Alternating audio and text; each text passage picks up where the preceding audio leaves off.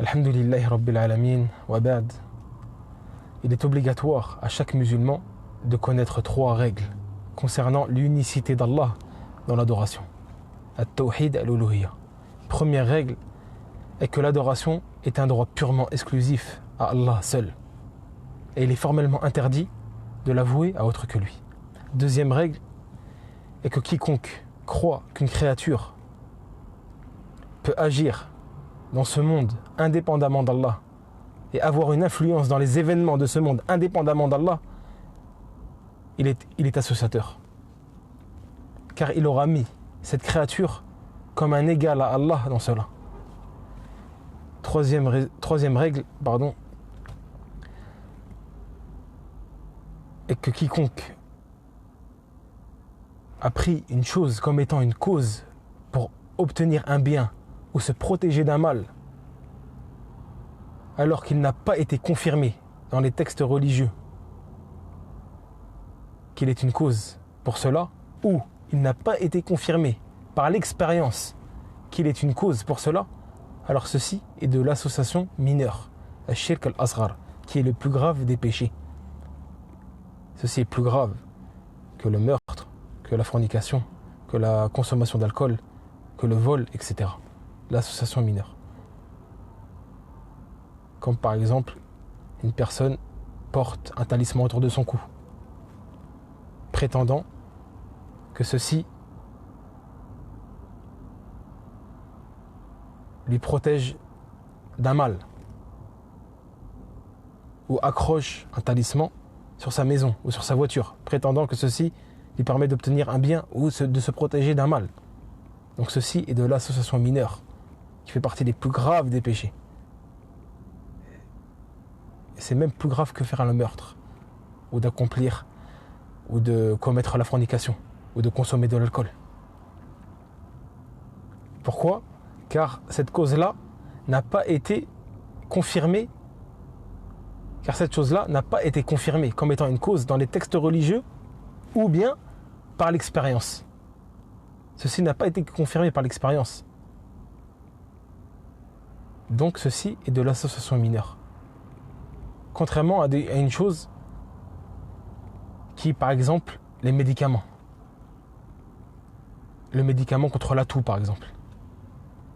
Le médicament contre la toux est une cause pour se protéger d'un mal, ou pour guérir d'un mal. Certes, il n'a pas été rapporté que ceci est une cause dans les textes religieux. Ceci n'a pas été rapporté dans les textes religieux, que ceci est une cause.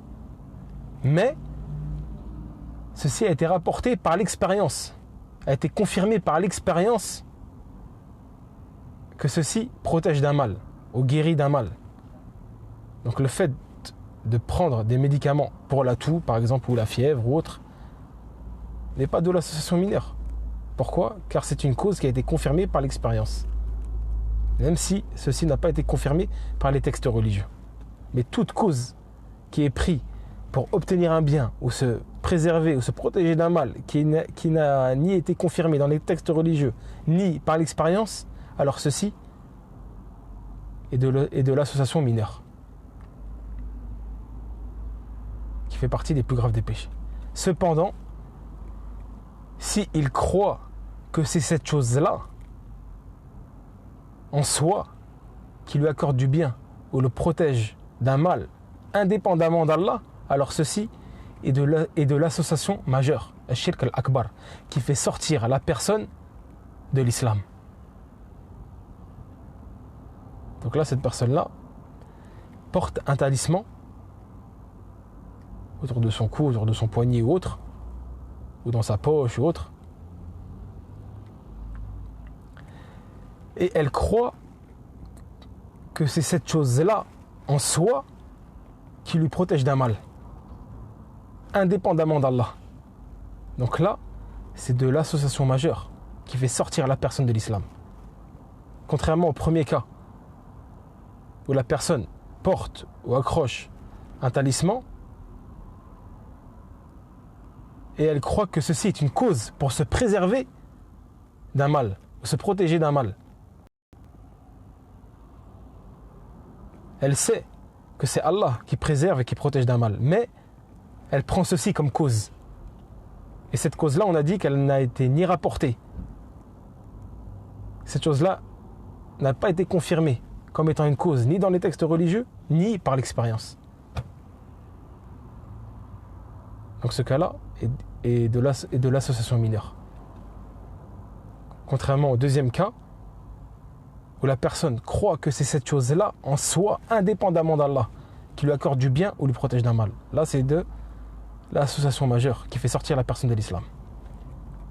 Car elle aura mis cette chose-là comme un égal à Allah, alors que c'est lui seul qui procure un bien ou protège d'un mal. Donc apprends ces 3 règles.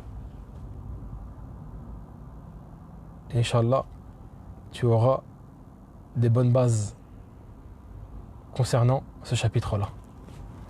Wallahu a'lam wa sallallahu ala nabiyyina Muhammad. Assalamu alaikum wa rahmatullahi wa barakatuh.